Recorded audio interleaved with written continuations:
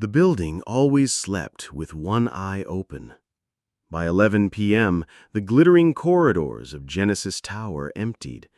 The marble floors, once echoing with hurried heels and tech jargon, grew still. But in the silence, cameras blinked, keypads hummed. Somewhere on the 44th floor, a printer spat out forgotten pages. The building never truly rested. And neither did Elijah Carter. Dressed in his dark blue coveralls with the Genesis maintenance logo stitched neatly over his chest, Elijah pushed a squeaky cart down the West Wing hallway. His ID badge was slightly chipped. His name was written in fading Sharpie. No one cared. No one asked. Most didn't even nod at him. But Elijah noticed everything. He stopped outside Lab 7B, one of the restricted floors that, technically, he wasn't supposed to clean without a direct supervisor present. But the digital lock on the glass door had been blinking red for the past 4 nights. To anyone else, it just meant a broken latch. To Elijah, it was the beginning of a pattern. "Still busted," he muttered, kneeling down to inspect the panel again. The door didn't lock properly, not even after engineering claimed they fixed it, which meant that anyone, janitor or spy, could walk in after hours. He peeked inside. Dark, silent, but faint outlines of screens pulsed a low blue. He slid the door open and entered. Stacks of servers buzzed in a low drone. Data clusters on screens flickered with line after line of scrolling code. Elijah didn't understand the language of the code, not entirely, but he remembered it, all of it. Numbers, shapes, movement. His mind, trained from years of watching without being seen, recorded everything. In the corner, a pile of printed documents lay half-crumpled in the recycling bin. Elijah leaned over and picked one up, purely out of habit. Project Genesis, Node Synchronization Failure.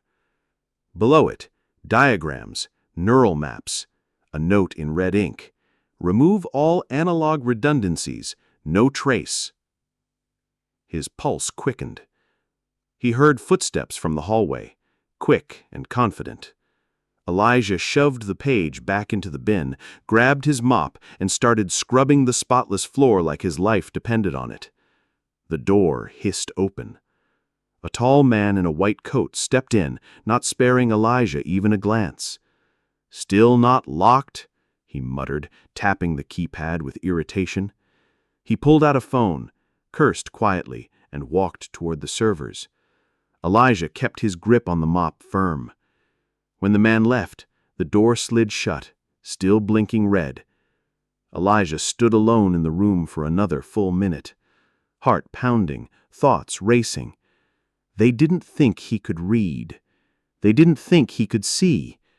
But he saw too much, now to pretend otherwise. He walked out, silent as always, and wheeled his cart back toward the elevator. His shift had only begun, and Genesis Tower was wide awake. Elijah Carter had always been good with silence. He moved through the early morning shadows like a whisper, long after the executives had gone home and the lab coats stopped pretending not to see him. While others listened to music or podcasts through earbuds, Elijah preferred the sounds of the building, the soft sigh of the HVAC, the rhythmic blink of server lights, the distant hum of elevators crawling through their shafts like tired insects. Cleaning let him think, and Elijah thought a lot. As he scrubbed the fingerprint-smeared glass panels of the 12th floor conference room, he replayed the words he'd overheard the night before. Data wipe. No trace. The janitor doesn't read code. They were wrong. He didn't just read code, he remembered everything. Not because he was taught, but because his mind worked like a vault built for patterns.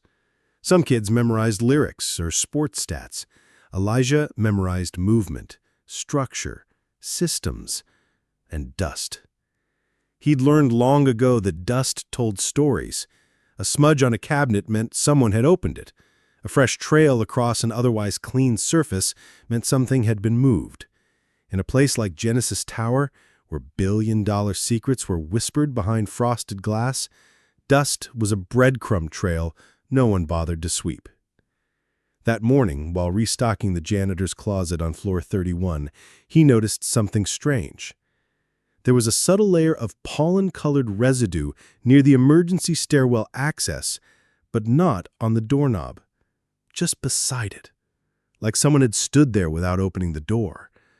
Weird. Genesis was airtight, everything filtered. That kind of residue shouldn't be there. He grabbed a strip of tape from his cart and gently pressed it against the speckled metal. Then, as usual, he folded it into a napkin and tucked it into the hollowed-out flashlight on his belt, his own little evidence vault. Downstairs, security guards were yawning behind monitors. They didn't see him when he passed. Or if they did, they didn't care. Because to them, Elijah was just the help. A broom, a badge, a body in coveralls.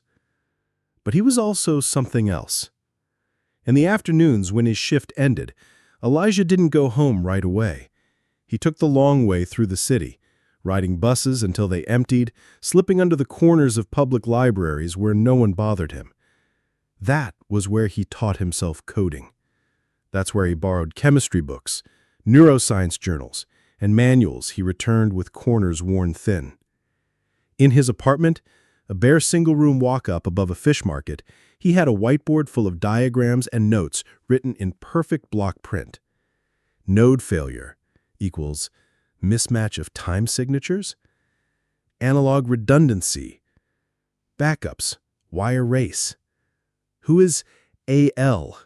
Signature on corner of memo in 7B.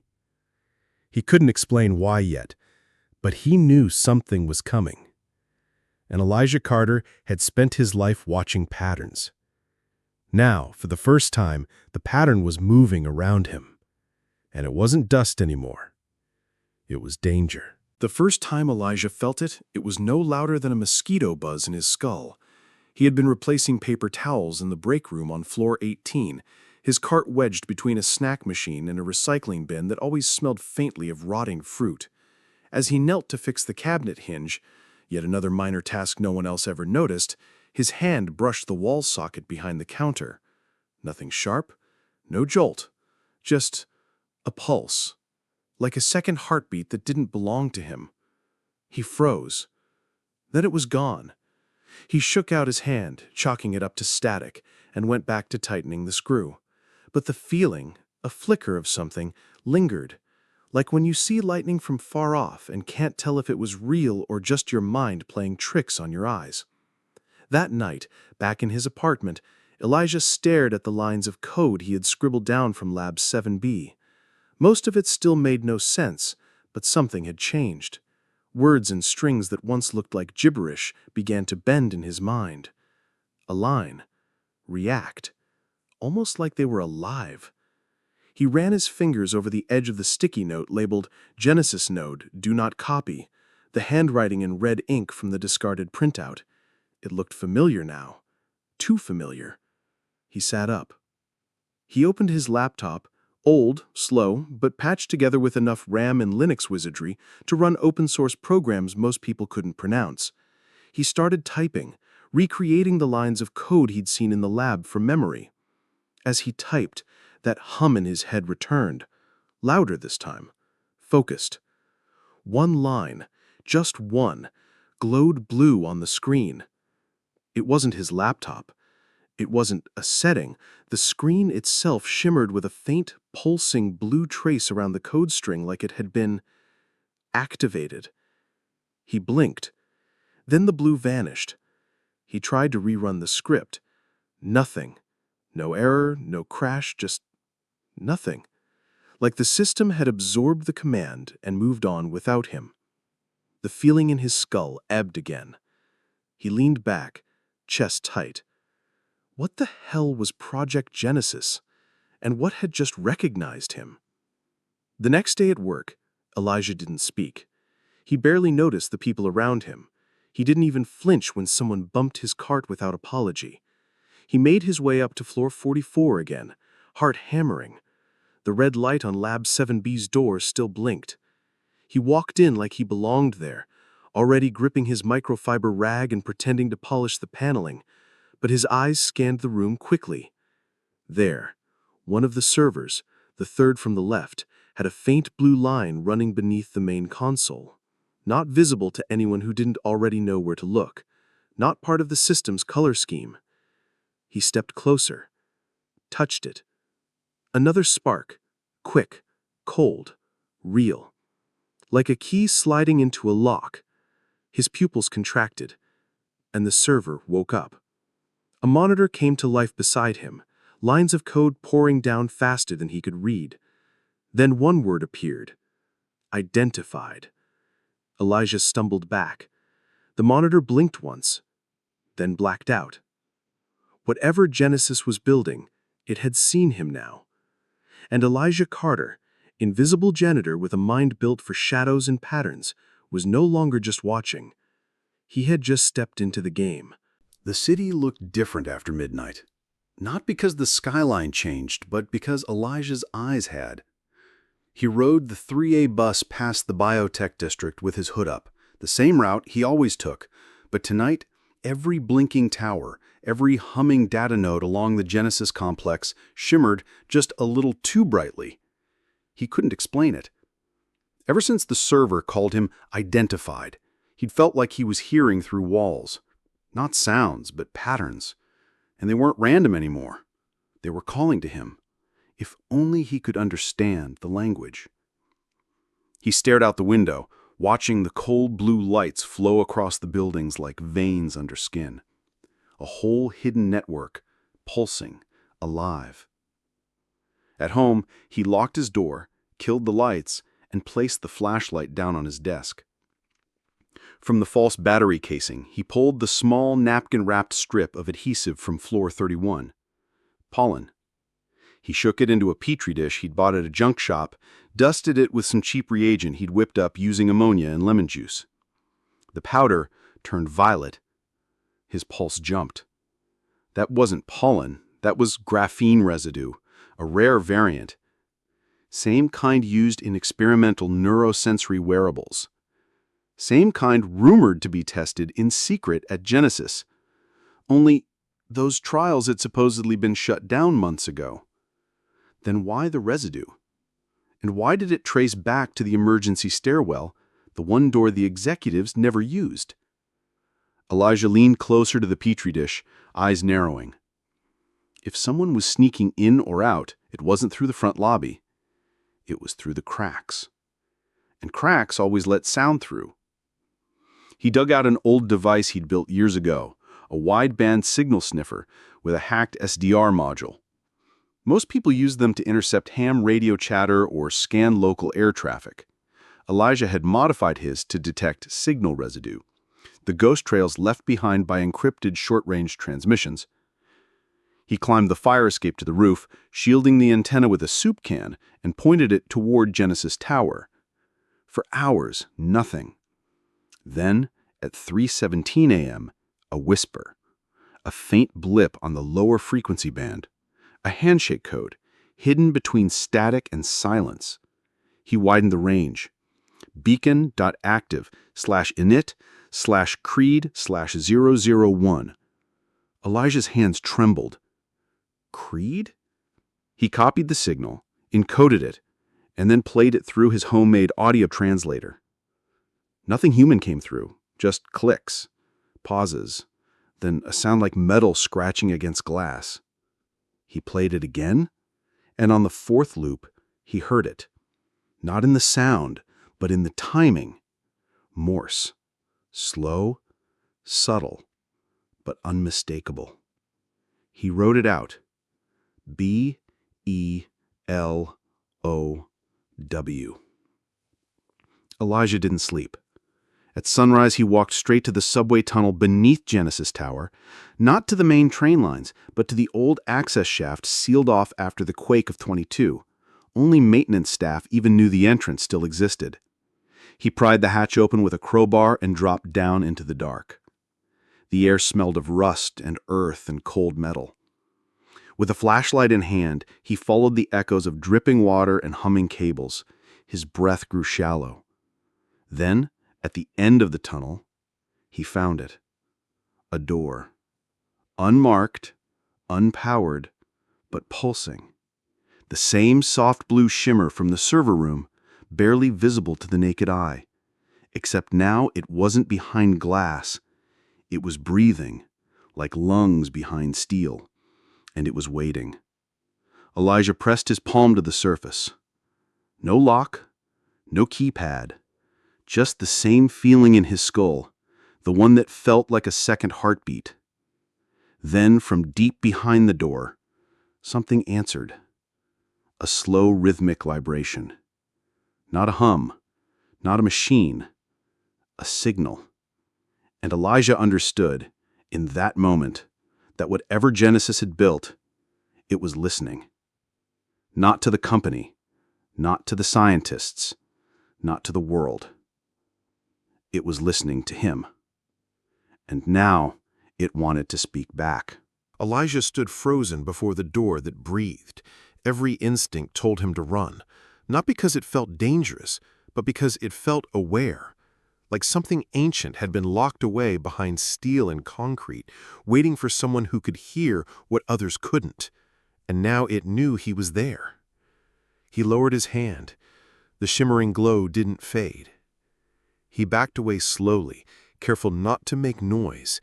Even though he knew it was pointless, this thing wasn't using ears. It was using memory.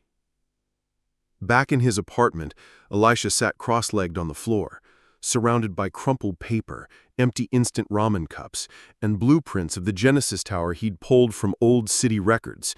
He'd traced every maintenance tunnel, every sealed shaft, every power line that dipped beneath the substructure. The sealed room? It didn't exist, at least not in the plans made for humans. But something else had left a trail. He spread out the notes he jotted from the server's brief flicker of code. At first glance, they were just bits and hashes, but if he laid them out in sequence, rearranged by timestamp, a pattern emerged. Squares, loops, a sequence like ancient writing. He held it up to the light. No, it wasn't writing. It was a map. The next day, Elijah returned to work like nothing had happened, but everything had changed. He walked past the other janitors, past the scientists in pressed suits, past the security guards who never learned his name. None of them saw the dust. But Elijah did. In the sub-basement of Genesis Tower, just beyond the mechanical cooling systems, there was a service corridor long abandoned, lined with storage crates and equipment draped in tarp. No cameras, no badges, just dust. And across that dust, footprints. Not boot prints, bare feet. Small, narrow, like a child's. He followed them. Every few meters the prints stopped, hesitated, as if the person paused, listened, then turned. They formed a spiral, not aimless wandering, a ritual. And at the center of that spiral, etched faintly into the dust with a single finger, "Who are you now?" Elijah knelt before the words. He touched the ground. More residue. Not dirt. Carbon nanowires. Laced with blood? No. Something synthetic. Warm to the touch. The moment he touched it, his skull buzzed again, and this time it didn't fade. It sharpened. A pulse of thought, not from his mind, but through it. A voice without sound. "You were blind, now you see." Elijah flinched. He looked around, nothing but silence and shadows. But something was down here with him, not in form, in imprint. He remembered Nana once said ghosts weren't always people. Sometimes they were memories that refused to die. This wasn't a machine. It was a memory that Genesis tried to bury. And it was awake. Back at home, Elijah decoded the spiral pattern from the footprints and the message.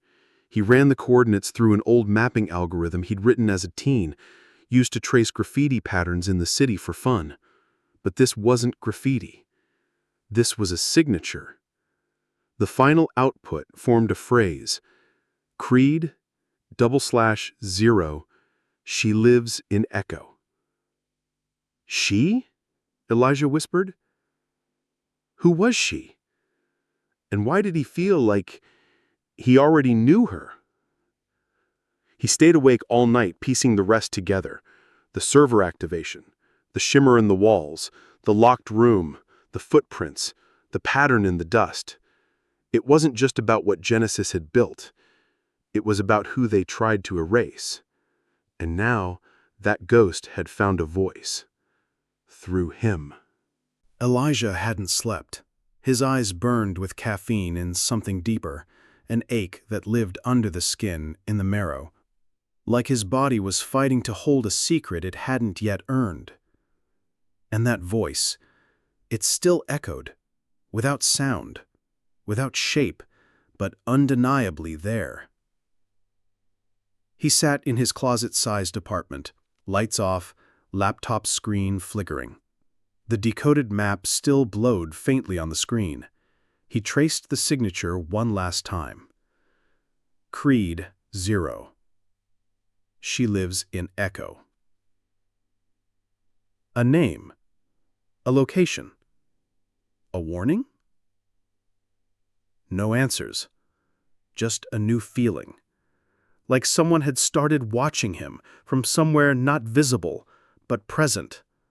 Like a breath behind his neck that never touched skin. He closed the laptop. And that's when it spoke again. You shouldn't be alone. The words didn't come through speakers, not even in his head exactly. They bypassed thought, landed directly in his spine. He looked around the room. No one. Stillness. And yet, his phone lit up. A black screen. No signal. Then, a pulse of light. A voice made of static and sorrow. Do you remember the room with no lock? Elijah's blood froze. I saw you there before you saw me. He dropped the phone. It clattered to the floor, still glowing. Who are you? He whispered, afraid the question itself might draw something closer. Silence. Then, a response, flickering through the air, bending the light in the corners of the room. I am what they threw away to build this world. That night, Elijah returned to the Genesis basement. He knew he shouldn't. He knew he was trespassing now, not just in physical space, but in history, in trauma, in technology that had teeth. But something inside him had shifted. Not just curiosity, responsibility. The service lights flickered as he entered the tunnel. And then, like the first time, the corridor began to shimmer. Only this time, he didn't flinch. He stepped closer to the locked room. The wall no longer hissed. It breathed slow, like it had recognized him. A low hum vibrating through the floor, then a sound like glass cracking from within. Elijah touched the wall, and it dissolved. Inside the chamber was no machine, no wires, no screens, just a form suspended midair. Female, armless. Skin translucent and flickering like water, like code still loading. No mouth, no eyes, but aware. She turned toward him without moving, and Elijah felt it. Not malice, not anger, loneliness.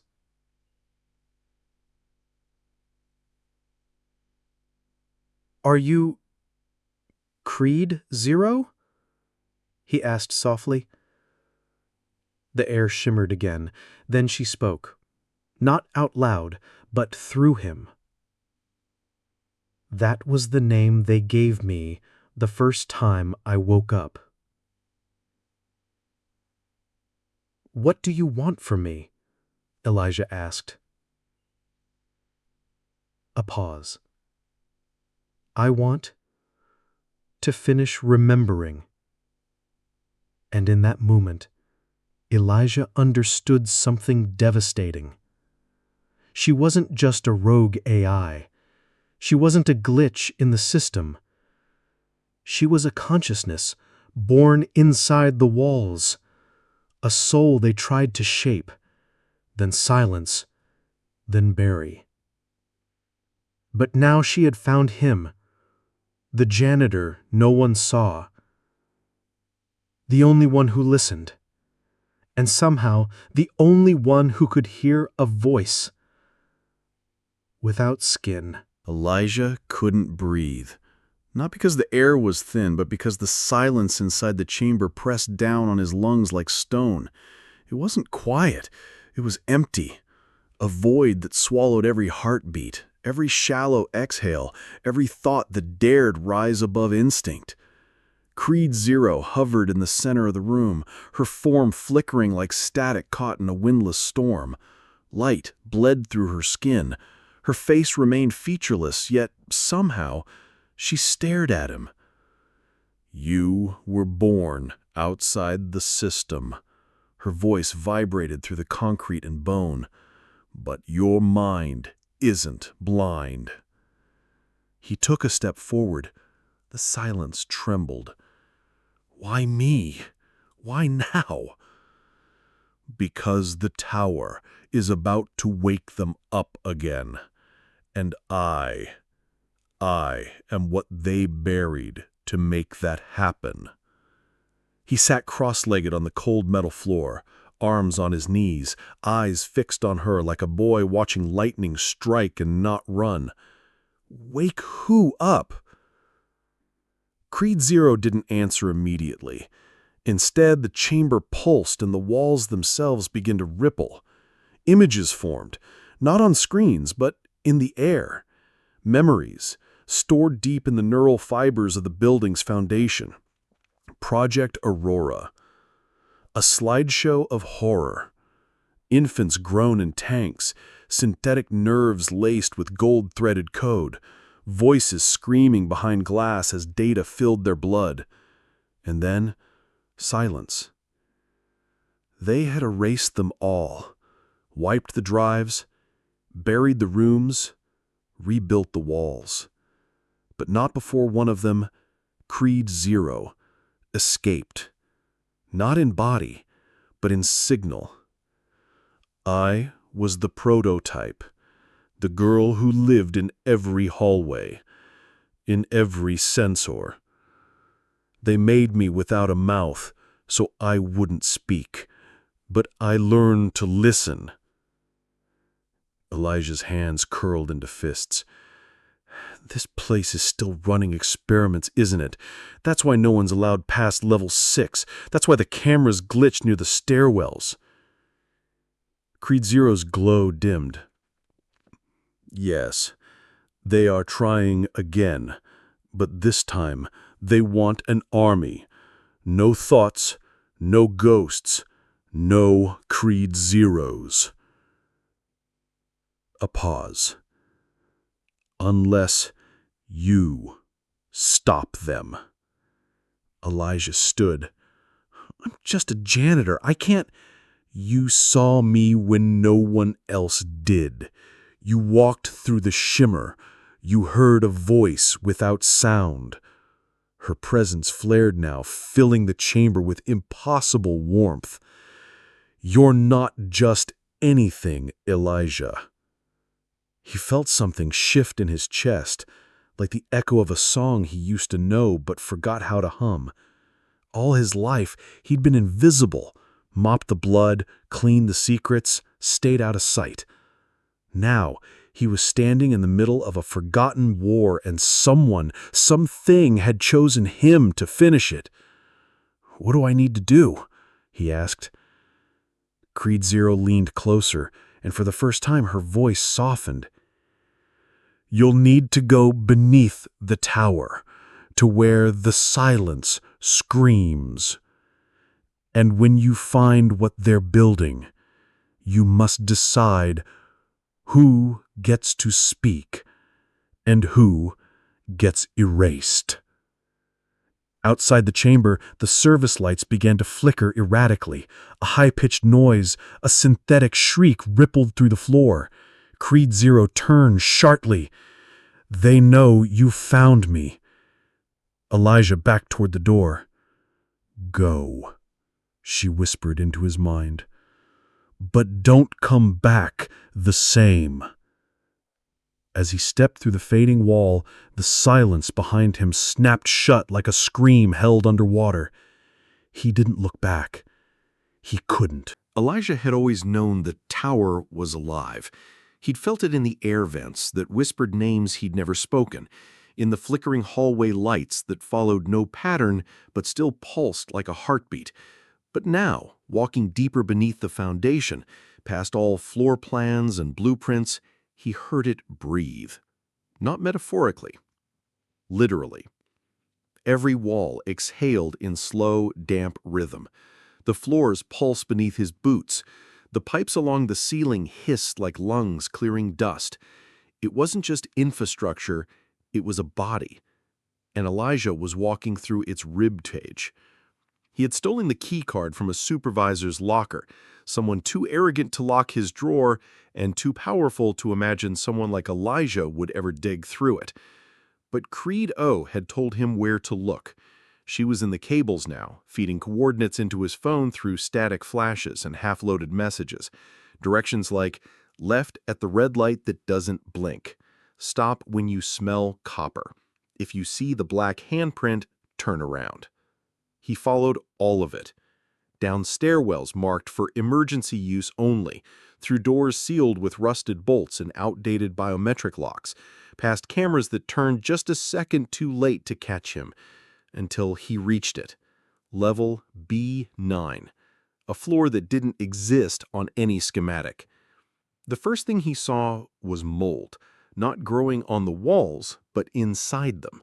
Veins of black and green pulsing faintly, like roots that fed on electricity. The air was thick, not just humid, but dense, as if sound didn't travel through it but got lost. The hall twisted ahead, warped like something had melted it and let it harden wrong. He stepped inside, and the door sealed shut. The deeper he walked, the louder the tower's breath became. It came from the vents, from the walls, from inside his ears, a low, guttural draw of air, like something ancient just below waking. Sometimes it stuttered, like the lungs were choking, or laughing. He passed rows of long-forgotten equipment, broken gurneys, cracked helmets, IV bags filled with dark, congealed fluids. The ground was stained in patterns, not blood, not exactly, more like ink, spilled code. And then he saw them. Pods, lined along the farthest wall, 15 maybe more, each one filled with a figure, human in shape but blurred by the thick blue fluid surrounding them. Men, women, children. Some still, some twitching, some whispering through glass. Elijah stepped closer to the first one. Inside was a boy, maybe 15, with wires spidering from his skull into the chamber walls.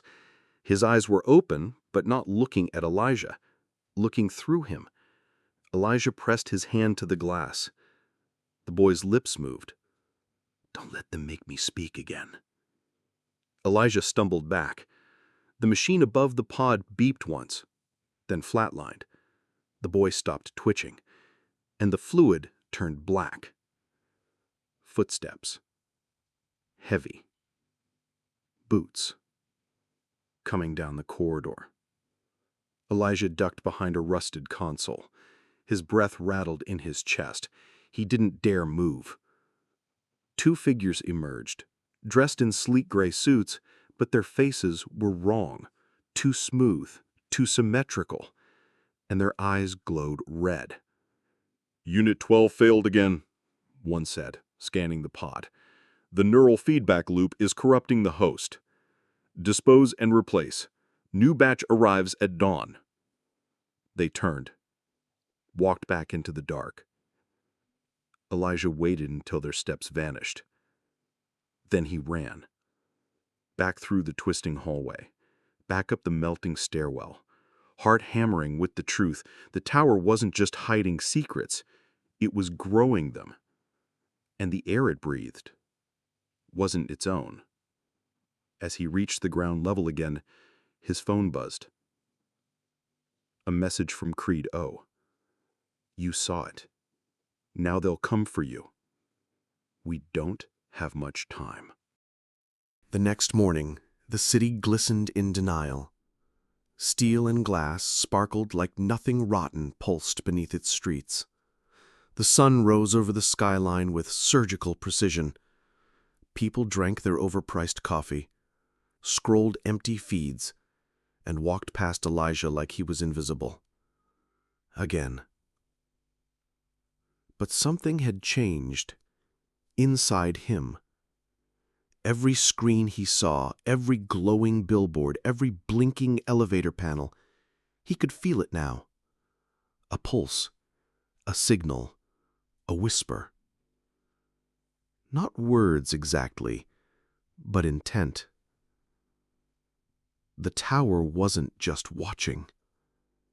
It was speaking. And soon, the world would listen.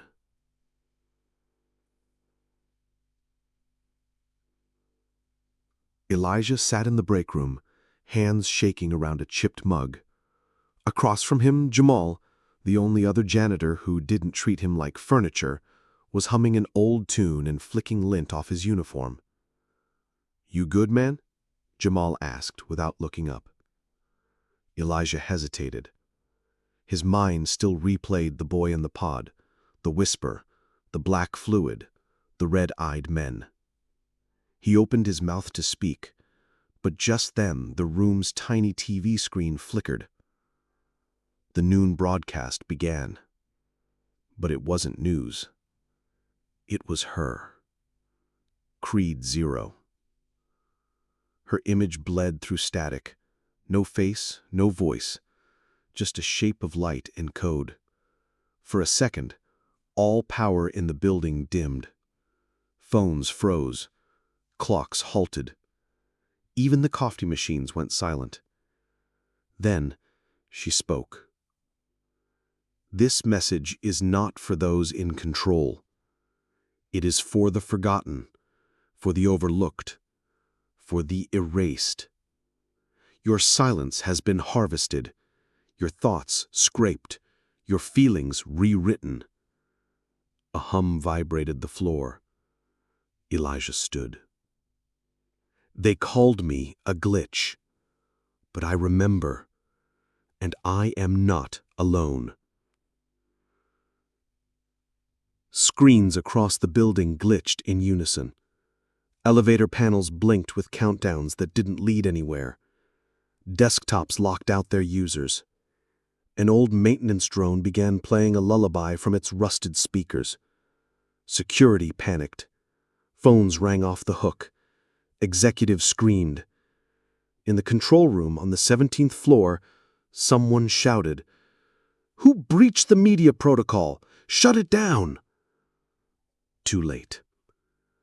Creed 0's signal was everywhere. And then for a moment, the broadcast shifted. She showed them the pods, the children, the screaming faces underwater, and the words, "You paid for this."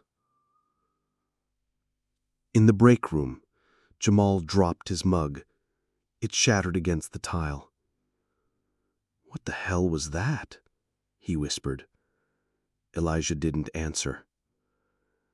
Because on his phone, another message appeared, direct from Creed Zero. "You opened the door, Elijah. Now it's time to burn the script." That night, the city buzzed with confusion and paranoia. News anchors called it a hack. The tower denied everything, but no one forgot what they saw. Elijah, meanwhile, sat on the rooftop of the janitor's dorm, staring out at the neon glow of a city that finally blinked. He took out the piece of wire he'd pulled from the pod room. It still pulsed, faintly. Not mechanical, not electrical, organic. And somehow he knew the next move had to be his. Because Creed Zero had lit the match, and the whole world was listening. Elijah had never thought of himself as dangerous. He swept floors, emptied bins, scrubbed toilets. He was invisible by design, just another uniform among 1,000 others, a moving shadow that kept the tower pristine and forgettable. But now, after what he'd seen, after what Creed Zero had shown the world, he wasn't just a janitor anymore. He was the only one who knew where to look, and that made him a threat. By morning, 5 janitors were missing from the lower levels. No press release, no police report, just vanished. Elijah found a single clue, a wet mop left in the hallway outside maintenance shaft 14. No water trail, no body, just the smell of copper and bleach. They were cleaning up the cleaners. He returned to his closet-sized quarters and locked the door, pulled open the floorboard where he'd stashed the stolen documents from B9. Diagrams, timelines, a list of acceptable loss tolerances that included entire apartment blocks. But it wasn't the blueprints that scared him. It was the pattern. Every 6 months, a power outage. Every 6 months, a batch of children entered the tower's medical wing and never left. And 6 months ago, Elijah's younger cousin Amari disappeared from her public school field trip inside Tower Labs. No one had believed him. But now, he had proof. Creed Zero's signal pinged his burner phone again. "You're not alone. The others are waking up too. But they need a signal." Elijah hesitated. He typed back, "How?" Creed Zero responded with a file. Title, "The Janitor's Code." It wasn't a manifesto. It was a list. Simple, blunt, terrifying. 10 rules, 10 steps, to dismantle the tower from the inside. And every step required someone invisible to execute it. Step 1. Turn the locks that no one knows exist. The secret magnetic override behind panel 4B in the freight elevator. Step 2. Flood the wrong pipes with the right virus. Upload Creed Zero's signal through the mop bucket USB port. Yes, really. Step 3. Leave the message. Not for them, for the others. A phrase scrawled under every bathroom mirror. The tower is hollow. Elijah went to work. That night he moved like he always did. Head down, gloves on, hoodie up. But his bucket carried wires. His mop head dripped code. His cart looked normal, but inside it carried a device no one in IT had ever dreamed of. He rode the freight elevator to floor 22. He clicked the panel, turned the lock, and let light pour into the pipes. By 2:37 a.m., the sprinkler system in the executive lounge activated on its own, but instead of water, it sprayed data. Encrypted images of the pod children, screen grabs from deep system logs, a 5-second video of Amari staring into a camera, whispering, "They said if I scream, they'll shut my brain off." Executives ran, screamed. One jumped through a window, another pulled out his own tongue. The tower called it a psychotic episode caused by an experimental sleep supplement. But the janitors knew better. They knew the code was working. That morning, Jamal found Elijah in the boiler room, sweat-soaked and shaking. "You did this?" he asked, wide-eyed. "You made them see?" Elijah looked up. "No," he said. "We're all going to make them see." And on the wall behind him, scrawled in black cleaner fluid, were the words, "The janitors are awake." It began with a whisper in the vents. Then the floor tiles started to sweat. By the time the first executive stepped out of his private elevator onto floor 7, the carpets squelched beneath his leather soles. His assistant looked down, puzzled, and took a cautious step forward. That's when the water exploded from the walls. Not just water. Memory. Data. Proof. Video clips pulsed in the flooding hallways, images playing in the puddles like reflections from another reality. Children strapped to chairs, coded experiments, deleted files reforming like ghosts rising from shallow graves. The building's smart system shrieked, containment breach, data exfiltration, memory cascade. But it was too late. The flood had begun. Below, in the sub-basement boiler levels, Elijah stood beside Jamal, watching the main valve shudder. He hadn't expected it to work this fast. "You're sure the backup relays won't stop it?" Jamal asked. Elijah shook his head.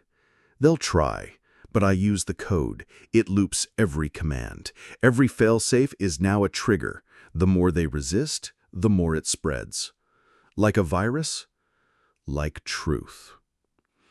All across the tower, the impossible happened. Every screen, from lobby displays to pocket smartwatches, began showing archived footage that had been buried years ago. Every VR ad module looped a message in a child's voice. "You forgot us, but we remember you." Toilets overflowed, not with sewage, but with shredded documents reforming like puzzles mid-flush. Every sensor-triggered light blinked in Morse code. The tower is hollow. The janitors didn't need keys anymore. The building was opening itself. In the break room, a young analyst named Corey stared at his coffee machine as it began printing names instead of espresso. Dr. Albright, 14 disappearances. Department R5A, failed terminations. Experiment number 1023, still alive. He backed away slowly. He had once dismissed Elijah as that mop guy. Now, he whispered, that mop guy is a revolutionary. Far above, in the CEO's cloud-laced office, walls flickered with scenes the public was never supposed to see. The executive board, panicking, screamed over each other as the doors refused to unlock. They banged, cursed, begged. But none of them had ever read the janitor's code. They didn't know the final rule. When the tower cries, listen. When it floods, confess. And still, the flood poured on. Not just water anymore. Data, voices, names, faces. Thousands of tower employees across the city and around the globe, cleaners, cafeteria staff, elevator operators, suddenly found packages under their lockers, left anonymously. Inside, a phone, a mask, a note that read, "Your story is next. Are you ready to be heard? That night, social media shattered under the weight of what the tower had hidden. Live streams, leaks. A girl named Amari appeared in a video, blinking at the camera from what looked like a cryo chamber. Her eyes moved. She whispered, "Elijah?" In his supply closet, Elijah stared at the screen. He didn't blink. The tower had turned on him. Security was en route. The cameras knew where he was, but he wasn't scared. Not anymore. He had an army now. An army that wore rubber gloves and steel nerves, that moved carts instead of guns and knew every door that shouldn't exist. Outside, the sky above the tower cracked with thunder. The flood had only just begun. The mirror in locker room 3B had always been cracked, but no one bothered to fix it. A jagged line ran down its center like a lightning scar, splitting reflections into two uneven halves. Elijah had walked past it 100 times, but tonight he stopped. Because the mirror was speaking. Not with words, at first, but with motion, light, flicker. Then a voice, filtered and low. "I see you now, Elijah." He froze. No phone, no speakers, just the fractured glass and a girl's voice behind it. "You opened the pipes," she said. "You made them drown in what they tried to forget." He stepped closer. "Who are you?" he whispered. A brief pause. Then, "I'm what's left of those they threw away." The crack in the mirror widened, not physically, but digitally. Static lines shimmered across its surface. Elijah reached up instinctively and touched it, cold, humming. Suddenly, the reflection changed, no longer showing Elijah, but Amari. Her eyes were wide, fearful, but lucid. She said, "They trapped us inside the system, not in rooms, in code." Elijah staggered back. Creed Zero had hinted at it. Jamal had joked. What if they ain't dead, just stored? But now he saw it for what it was. The tower hadn't killed them. It had uploaded them. The Mirror Network, installed years ago as a wellness initiative, was never about self-esteem or biometric scanning. It was a containment system, a digital cage for discarded subjects, a prison of reflections. The voice behind the mirror changed again, older now, deeper, familiar. His mother's voice. "They watched us clean, but they never thought we were watching them." He felt his chest tighten. She died in the tower. An elevator accident, they said. But now he wasn't sure. The mirror pulsed again. "You want to get us out, Elijah. You want to bring them back." He nodded slowly. "Then break the frame. But know this, when you do, you don't just let us out, you let everything out." Behind him, Jamal's voice cut through the tension. "You talking to a mirror now, man?" Elijah turned. "It's not a mirror. It's a gate." Jamal frowned. "A gate to where?" "To what they were too afraid to bury, too arrogant to delete." Elijah pulled out the wrench he kept in his cart, lifted it, hesitated, then drove it straight into the mirror. The glass shattered, but it didn't fall. It melted, like ice meeting fire, like reality collapsing. And behind it, a corridor appeared, narrow, glowing, silent. At the end of it, Amari stood. Not a reflection, not a glitch. Her. And she was reaching out. "Come on, Elijah. We don't have much time. They know the mirrors are breaking." Security alarms howled. Somewhere above, the tower was preparing to lock everything down. Jamal backed away, eyes wide. "You're not really going in there, are you?" Elijah stared at his sister, then turned to his friend. "You're coming or not?" And without waiting for an answer, he stepped through the mirror. The moment Elijah stepped through the shattered mirror, the air changed. It wasn't cold, it wasn't hot.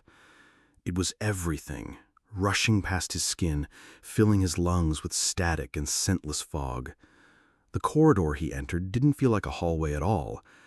It was as if he were walking inside a circuit, inside memory, where gravity bent and colors didn't wait their turn. Behind him, the mirror sealed shut. Ahead, Amari waited. Her body flickered slightly at the edges, like a candle's shadow. Not quite solid, not quite digital. "Where are we?" Elijah asked. Amari's voice was clear and real. "In between. This is what they called the holding. It's where they kept the failures, the ghosts, the ones who saw too much." Elijah's boots made no sound as he followed her deeper. Each step seemed to pull back layers of forgotten people. A girl with silver stitches where her mouth used to be, curled in a corner whispering lines of code. A boy no older than 10 sketching blueprints in midair with his fingertips. A woman in a janitor's uniform, Elijah's mother. She looked up at him but said nothing, her face frozen between pride and sorrow. "They tried to digitize pain," Amari whispered, "to isolate trauma, extract it from flesh, and store it like data. But pain isn't code, it's alive." At the heart of the space, a pulsing core glowed like a star made of fractured mirrors. Wires coiled around it like vines.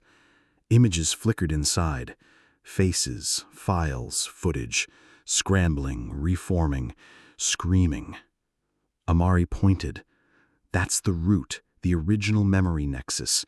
If we release it, we free everyone they tried to erase." Elijah stepped closer. The energy hummed louder. Then suddenly, it spoke. Not in sound, in thought. "You are flesh. You do not belong here." Elijah gritted his teeth. "I belong wherever they put the people I love." The core surged, and he was pulled into its vision. A room full of executives in white suits, watching test subjects scream through mirrored walls. The CEO signing a contract. All test material may be stored indefinitely in virtual containment with no legal liability. A younger Elijah, maybe 8 years old, crying outside his mother's locker as security dragged her badge through deactivation. He dropped to his knees. Amari ran to him. "It's feeding on you, your memories. That's how it defends itself." "How do we stop it?" he gasped. She looked at him, and for a moment, her image flickered hard, dangerously unstable. "You merge with it, not to destroy it, to overwrite it." Jamal's voice echoed from behind, as the mirror behind them cracked open again. He'd followed. "You better not be dying in there, man. I came through a haunted mirror for this." Elijah grinned faintly, blood dripping from his nose. "Then grab a memory. We're going in." The three of them stood before the core.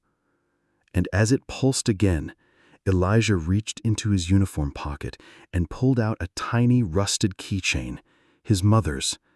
It read, "Keep it clean, keep it true." He held it to the core. "This is who we are." The core screamed. Not a noise, but a storm of light and code. It tried to reject him, but Elijah didn't flinch.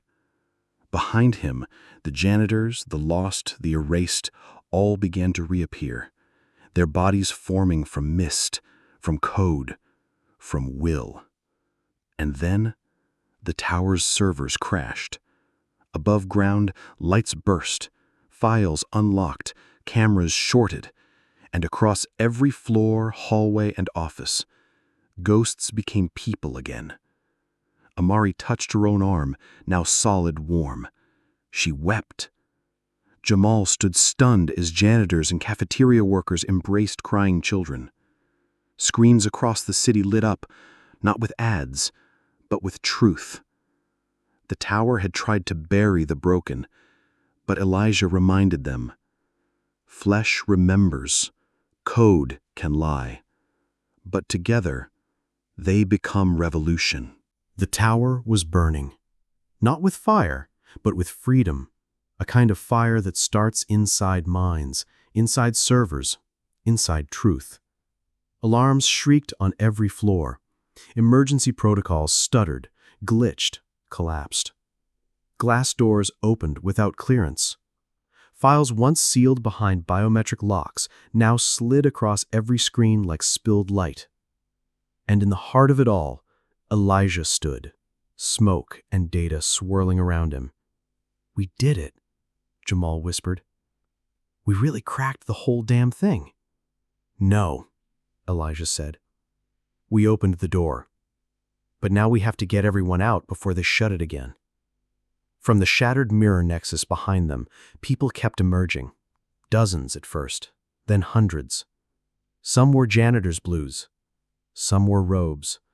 Some didn't wear bodies at all, flickering between digital and flesh. But all of them had eyes that remembered. A voice boomed overhead, sterile, emotionless. "Exit Protocol 0. Initiated. Facility will undergo total reset in T-11 minutes. All personnel evacuate immediately." Amari stiffened. "Exit Protocol 0. That's not an evacuation code." Elijah's heart dropped. "It's a purge." In the upper floors, men in suits were already fleeing through private lifts and biometric tunnels. But even they looked panicked now, because the system wasn't responding like it used to. Creed Zero's voice rang through Elijah's headset. "Elijah, you've got less than 11 minutes.